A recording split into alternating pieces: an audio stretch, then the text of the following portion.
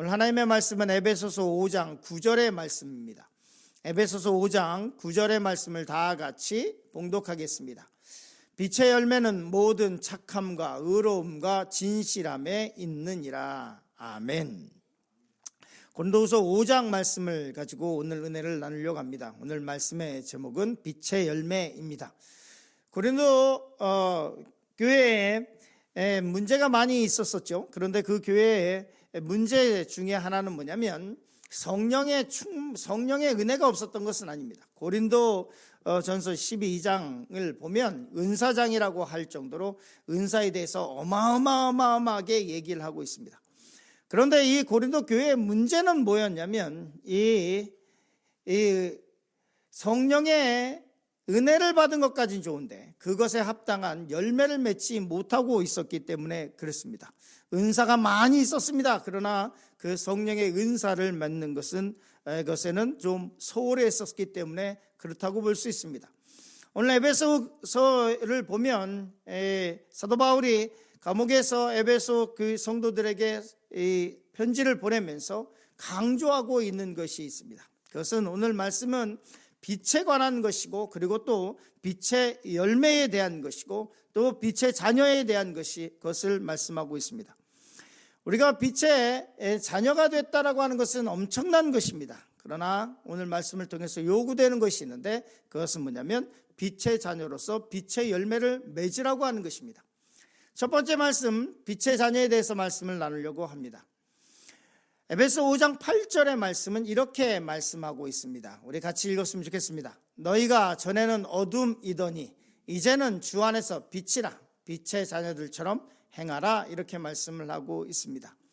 성경이 아주 단순하게 얘기를 하고 있죠. 뭐라고 말씀하고 있냐면 너희가 전에는 어둠이더니 이렇게 말씀합니다. 너희가 그냥 이게 어둠의 자녀 이렇게 표현하고 있는 것도 아니고, 너희가 어둠 속에 다니고 있었다 이렇게 얘기하고 있는 것도 아니고, 너희가 전에는 어둠이었다. 너희 삶 자체가 어둠이었고, 생각하는 것 자체가 어둠이었고, 생각할 그 영혼에는 아무런 소망이 없었고, 그리고 이 숨은 시고는 있으나 영적으로는 죽었고, 그리고 천국에 대한 소망도 없고, 길게 살아봐야 짧게 살아봐야 아무런 의미가 없고, 죽는 순간에는 지옥에 가는 너희는 어둠이었다. 어둠의 가운데 거하면서 어둠을 재생산해 나가고 있었던 그런 사람이었다라고 하는 것입니다. 우리 가운데 죄가 들어오고 우리 가운데 유혹이 들어오고 그러고 있으면 우리는 쉽게 얘기할 수 있습니다. 죄가 우리 가운데 들어왔다. 이브처럼 유혹이 우리 같다. 사단이 줬다. 뭐 이런 얘기를 할 수 있습니다. 아담처럼 하와가 줬다. 내 안에 당신이 만들어 주신, 꼭 이렇게 얘기하죠. 하나님께 원망하면서 얘기를 합니다. 당신이 나에게 보내준 그 여자로 인해서 내가 죄를 졌다 이렇게 얘기합니다. 그런데 시간이 지나다 보면 내가 유혹을 받고 시험을 받았고 죄를 지은 다음 단계는 뭐냐면 내가 죄를 재생산해 나가는 것입니다. 또 다른 죄를 내가 만들어내고 그 죄를 또 다른 사람에게 전파하는 것이 우리의 속성입니다. 에베소는 분명하게 얘기하고 있습니다. 너희가 전에는 어둠이었다. 우리 속에 빛이라고는 하나도 없었다. 선한 것이라고는 하나도 없었다 라고 말씀을 하고 있습니다. 그러나 이제는 이렇게 얘기합니다. 이제는 주 안에서 빛이라. 이 말씀을 반대로 얘기하면 뭐냐면 이제는 너희는 빛을 발할 수 있다라는 것입니다. 이제 너희는 빛 가운데 거할 수 있고, 그리고 너희의 삶을 통해서 빛을 발할 수 있다. 다른 빛을 발하지 못합니다. 이 발광체라고 하는 것과 반사체라고 하는 것이 있죠. 발광체라고 하는 것은 빛을 발하는 것, 빛을 생산해내는 것입니다. 태양은 빛을 생산해냅니다. 태양은 열기와 빛과 열기를 생산해내죠. 그러나 다른 이것을 빛을 발할 수 없습니다. 태양이 빛을 발하면 그것을 반사체, 거울처럼 이 반사해서 이 밤에 우리에게 비춰주는 것입니다. 마찬가지입니다. 우리도 그리스도의 은혜를 입고 예수 그리스도의 삶이 어떤 것인지를 쫓아가고 주님 안에 거하면 주님의 빛을 우리가 반사체처럼 빛을 발할 수 있는 것입니다. 오늘 말씀에 보면 주 안에서 빛이라 빛의 자녀들처럼 행하라 라고 말씀을 하고 있습니다. 어둠의 자녀였으나 이제는 빛의 자녀로서 빛을 발할 수 있는 삶을 살아갈 수 있다고 에베소서에는 선포하고 있습니다. 그리고 빛의 자녀가 하지 말아야 될 것에 대해서 말씀을 계속하고 있는데요. 에베소 4장 30절 말씀 같이 읽겠습니다. 하나님의 성령을 근심하게 하지 말라. 그 안에서 너희가 구원의 날까지 인치심을 받았느니라.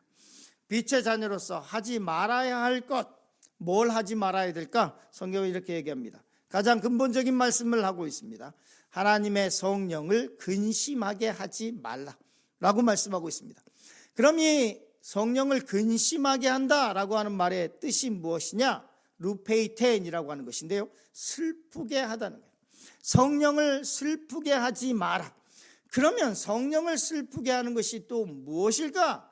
성령을 슬프게 하는 것에 대해서 이 여러 다른 본문에서는 뭐라고 말씀하고 있냐면, 오늘 에베소에서 말씀하는 것은 성령을 근심하게 하지 말라고 하고 말씀하고 있는데, 성령을 근심하게 하는 일, 그것은 어떤 것일까?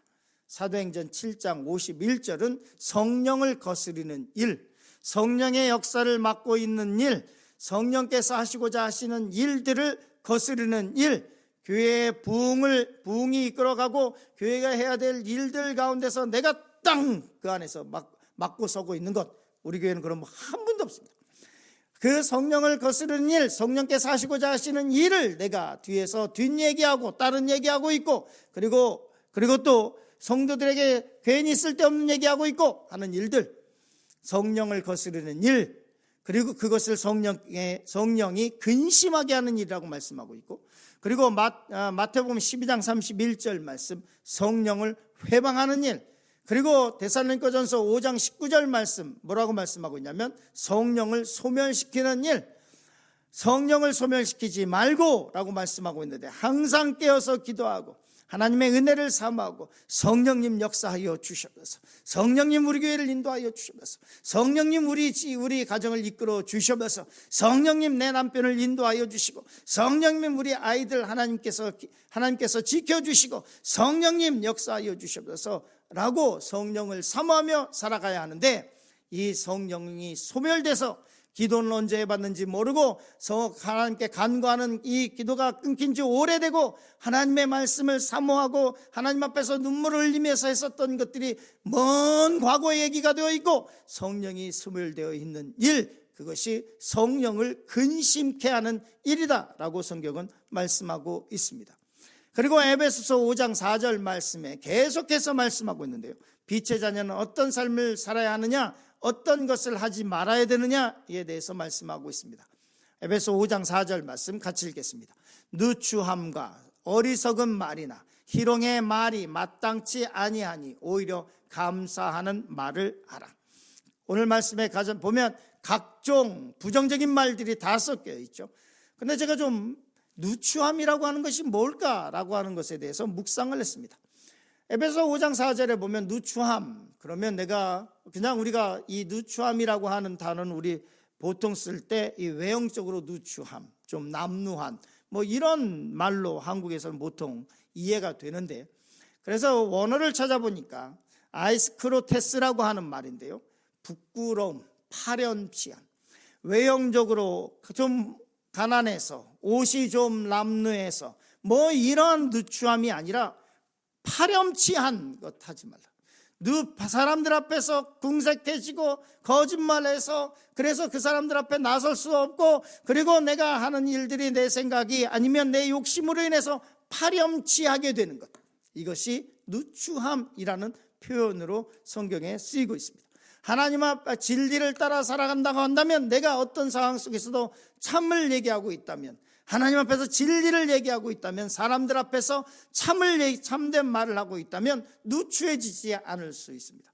부끄러워지지 않을 수 있습니다. 파렴치해지지 않을 수 있습니다. 내가 좀 가난해서 옷은 좀 별로 좀 남루하고 누추하고 한다고 할지라도 내 삶은 누추해지지 않을 수 있습니다. 성경은 빛의 자녀가 어떻게 살아야 되냐, 이러한 파렴치함으로부터 떠나고, 그리고 부끄러움으로부터 떠나고, 어리석은 말이나 희롱의 말이나 이런 것으로부터 떠나고, 그리고 감사의 말을 하라 라고 말씀을 하고 있습니다. 에베소 5장 30절 같이 읽겠습니다. 음행과 온갖 더러운 것과 탐욕은 너희 중에서 그 이름조차도 부르지 말라. 이는 성도에게 마땅한 바이니라 라고 말씀하고 있습니다. 온갖 음행한 것, 더러운 것, 탐욕 같은 것, 이런 것에 대해서 입 밖에도 내지 마라 라고 말씀을 하고 있습니다. 그리스도인들 중에서 가끔가다 보면 야한 얘기 아주 하시는 분들이 있습니다. 그러면 성도들도 같이 야한 얘기하고 그리고 그것에 대해서 아주 재밌게 듣고 거기서 막 얘기하는 게 있어요. 그런데 성경은 뭐라고 얘기하고 있냐면 음행과 온갖 더러운 것과 탐욕은 너희 중에서 그 이름조차도 부르지 말라. 괜히 막 쓸데없는 얘기들 막 그리고 그 웃고 즐기면서 그러면 까르르 대고 막 서로 막 그리고 웃고 그런 거 좋아하고 그런 얘기할 때 사람들이 또 반응하는 것을 좋아하시는 분들이 있어요. 그리스도인들 중에서도 그런 분들이 있어요. 음행과 온갖 더러운 것과 탐욕은 너희 중에 그 이름조차도 부르지 말라. 이는 성도의 마땅한 바다라고 말씀을 하고 있습니다. 그럼 그 대신에 뭘 해야 되느냐? 에베소 4장 32절 같이 읽겠습니다. 서로 친절하게 하며 불쌍히 여기며 서로 용서하기를 하나님이 그리스도 안에서 너희를 용서하심과 같이 하라. 우리가 어떻게 용서를 해야 되느냐? 에베소서는 이렇게 말씀하고 있습니다. 그리스도 안에 하나님이 그리스도 안에서 너희를 용서하심과 같이 하라. 70번씩 7번. 우리의 용서의 기준은 무엇이냐? 그 하나님께서 그리스도 안에서 우리를 용서하신 것 같이 우리의 용서의 기준은 뭐냐? 한두 번, 세 번이 아니라 70번씩 7번까지 같은 일에 대해서 그렇게 하라고 말씀하고 있습니다. 빛의 열매에 대해서 두 번째 말씀을 나누려고 합니다.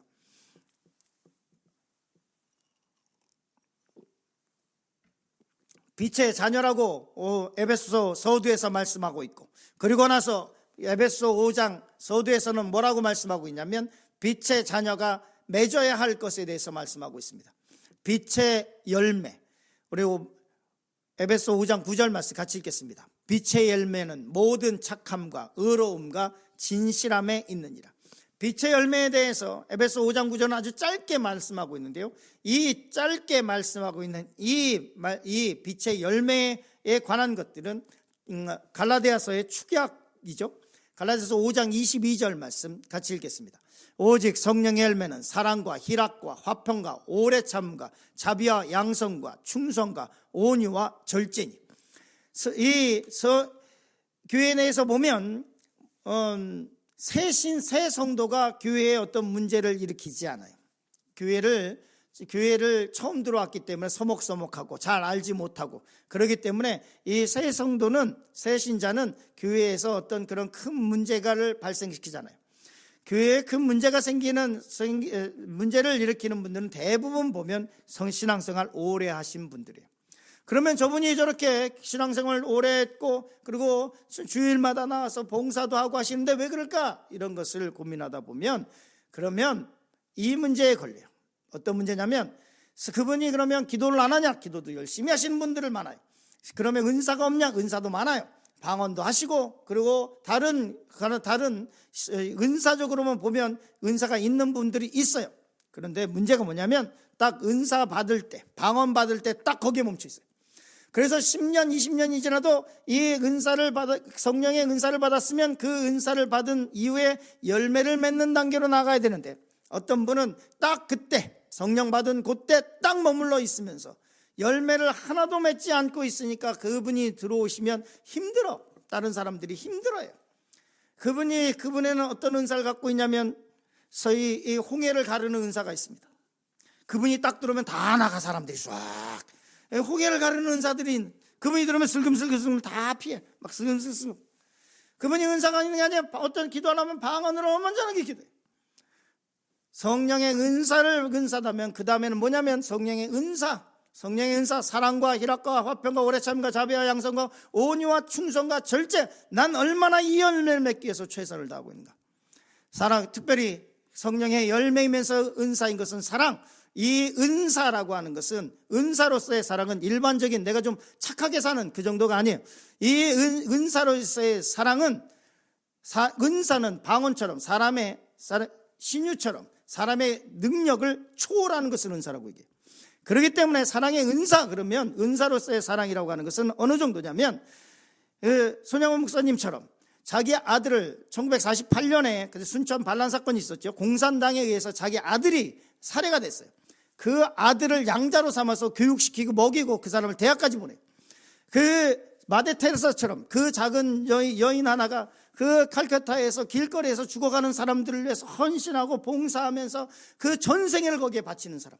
사랑의 은사, 사람의 그 능력을 방언처럼 초월하는 그 사랑의 은사의 열매인 사랑과 희락과 화평과 오래 참음과 자비와 양선과 온유와 충성과 절제와 같은 이 열매를 맺어 나가는 것, 이것을 뭐라고 얘기하냐면 빛의 열매라고 말씀을 하고 있습니다. 이 빛의 열매를 맺으라고 하면서 에베소 5장 마지막 10절은 이렇게 말씀하고 있습니다. 우리 같이 읽겠습니다. 주를 기쁘시게 할 것이 무엇인가 시험하여 보라. 우리가 인생 가운데서 신앙생활 어떻게 될까? 에베소 5장 10절 말씀 같이 읽겠습니다. 주를 기쁘시게 할 것이 무엇인가 시험하여 보라. 여기서 시험하라고 하는 것은 뭐냐면 도키마존테스라고 하는 말인데요, 분별하다. 내가 하나님을 기쁘시게 하는 것이 무엇이 있는가 검증해 보라. 내가 살면서 하나님을 기쁘시게 하고 있는 것이 무엇일까? 내가 주님을 기쁘시게 하고 있는 것이 무엇일까? 내가 복복 어떤 것을 받을까, 어떤 것을 받을까, 이것만 얘기하는 것이 아니라 신앙생활 어떤 사람이 가장 잘하느냐, 주님을 기쁘시게 할 것이 내 삶 가운데 무엇이 있을까 스스로 검증하며 사는 것. 내 삶 가운데 뭐가 있을까, 이것을 고민하면서 살아가는 것, 이것이 이렇게 신앙생활하는 것이 가장 잘하는 것이. 오늘 이 말씀을 기억하시면서 에베소 5장 10절 말씀처럼 내가 주님을 기쁘시게 하는 것이 무엇이 있는지 스스로 검증해보고 분별해보시는 하루가 되시기 간절히 축원합니다.